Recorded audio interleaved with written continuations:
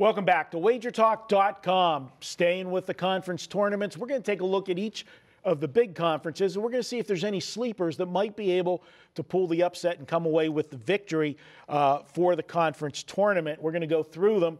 Start off with the American Conference, and Ralph, this is not a conference that gets a lot of limelight, but you've got two teams at the top in this one that are very good.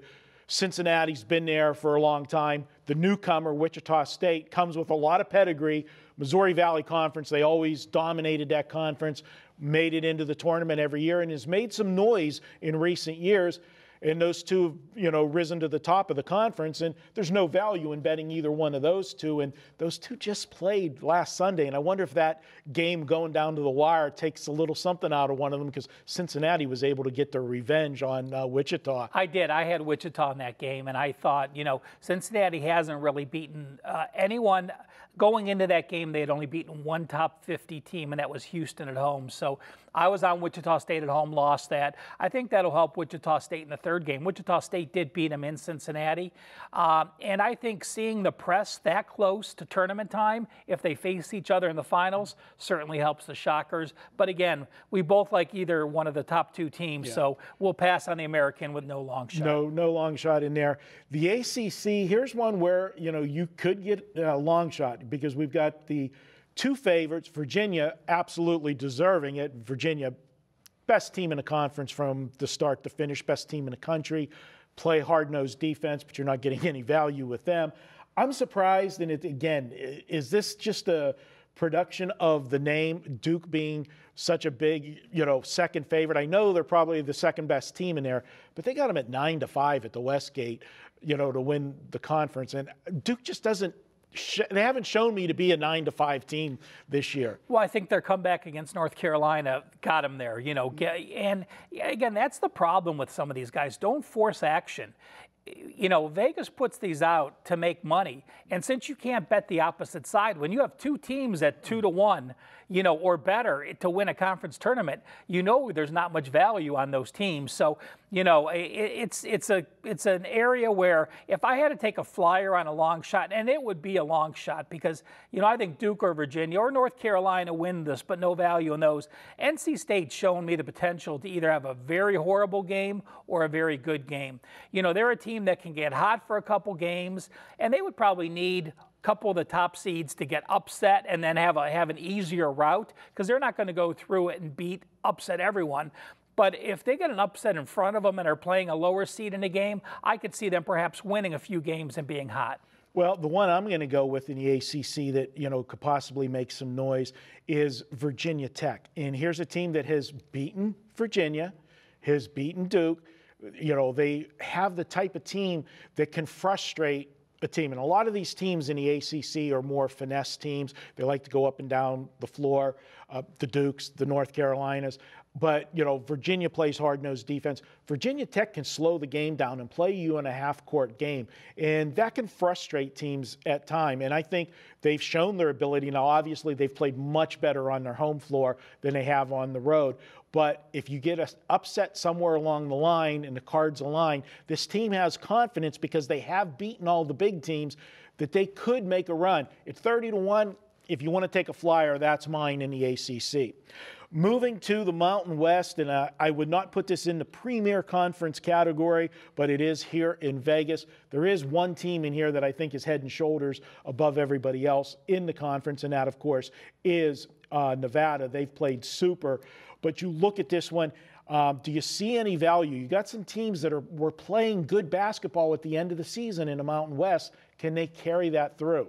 Well, I am not that high on Nevada. I mean, they lost Lindsey Drew 5 games ago. He is their point guard. He had started 92 of their 98 games, and he really was the team leader. So, with the game being in Nevada, Boise at 5-2, there's some value there. And Wyoming at 18-1, Wyoming can win some games. Wyoming is a team that presses a lot. They're second in the league in turnovers. They force almost 15 turnovers per game. And in this tournament, if you have a ferocious defense pressing and a team doesn't have much depth that they're playing, they can get some of those steals and play well. So, while Nevada is the best team clearly, they're not in a must-win. I think they're in either way. So they're one of those teams that has a little bit of a leeway where it's not winning in like some of these smaller conferences. Yeah, the one I'm going to go for, and talk about a team playing good basketball at the right time. Nobody's playing better than San Diego State right now at the end of the season in the Mountain West. They won, I believe, 5 in a row, and they're doing it with defense. You talk about a team playing good defense. They had Nevada come in there on Saturday night, season finale, senior night. I was on San Diego State in that game, and they got the win. The 4 games before that, they held all 4 opponents to 39% or less shooting. So I think they have the past pedigree. San Diego State's always done well, in the Mountain West Conference, and they travel better than anybody else. If there's going to be a home court advantage to anybody at the Thomas and Mack, it's actually going to be to San Diego State. There'll be more San Diego State fans at that tournament than there'll be UNLV fans. And with the Aztecs, this is the first year without Fisher, and they completely upped their tempo. They were one of the slowest tempo teams in the NCAA. Now they're I believe, in the top 100. So what they had to do is they had to learn to play defense with a much more up-tempo offense, and now they learned how to do that. And I agree, they're clicking on all cylinders down the stretch. 5-1, I think, is a good price. The Pac-12, that's one that I think is a wide open one. Now, we know Arizona, is the best team, but all of the stuff that's been going on there in the past week, distraction, not a distraction, whatever. We've seen these teams beat each other up all year. UCLA one week looks like they're a world beater. Then Southern Cal looks like it's their turn. End of the season, Oregon showed that they could, win. I like Oregon at a price here. I think this is a team at 6-1 that could ride it to the championship game. If Boatwell's back for USC, I like the Trojans. If not, I don't have a long shot pick in that conference. All right, Atlantic 10. This is one I think that's going to be pretty chalky. You got the 2 good teams. Well, you got Rhode Island at the top. That's very good. And then you've got Davidson and St. Bonaventure. Yeah. So really no value there. Do you see anybody with I don't. It's coming out of those 3 teams, clearly. The Big East, that one, obviously Villanova's the odds-on favorite, there. Xavier, very good team as well. But this is a conference that back in the day, I used to love the Big East Conference because you always had one team, it seemed, that would make that four-day run and get to the championship. Back when we were Georgetown and Syracuse? Yeah, well, and Pitt was there. Do you see anybody coming out I like there? Creighton at 9-1.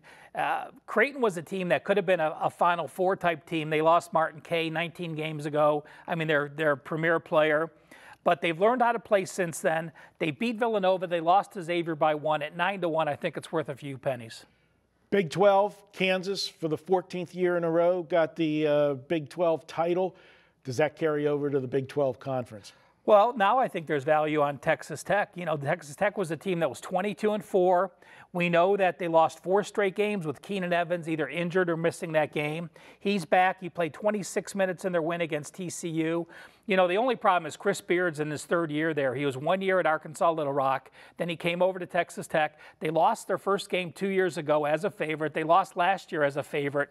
They'll be a favorite again this time. Hopefully they learned something. But they're a team that was a Big 12 favorite early in the year, and now you're getting them as the 3rd or 4th favorite in this tournament. I like Texas Tech, and I think that 4-game losing streak at the end of the season, I noted on the radio show that we did, I said, if Texas Tech loses that showdown to Kansas that they had 4 games back, fade them the rest of the season because they're going to just, mentally they're not going to be there, and they weren't. I think this is the reset. We're going to the conference tournament. We agree? We agree. We agree.